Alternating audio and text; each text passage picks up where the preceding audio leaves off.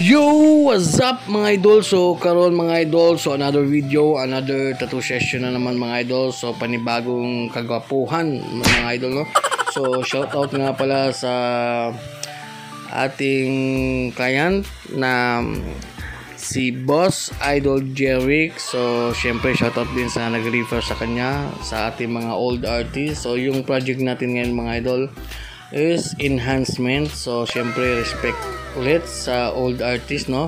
So syempre request niya ng ating client, kaya gagawin natin is i-enhance natin yan mga idol. So hindi to madali mga idol. So titingnan natin kung makakaya ba natin itong pagandahin mga idol. So syempre yung mga needles na ginamit natin dito mga idol is dalawang size lang, 7RL at saka 13RM mga idol. Tapos syempre yung voltage natin dito mga idol is nasa 6.5 lang mga idol. So yun mga idol.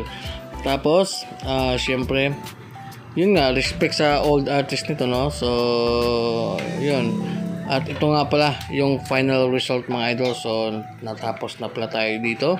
So after ng 3.5 hours, so 3 oras at kalahati mga idol. So yan yung aming final result mga idol.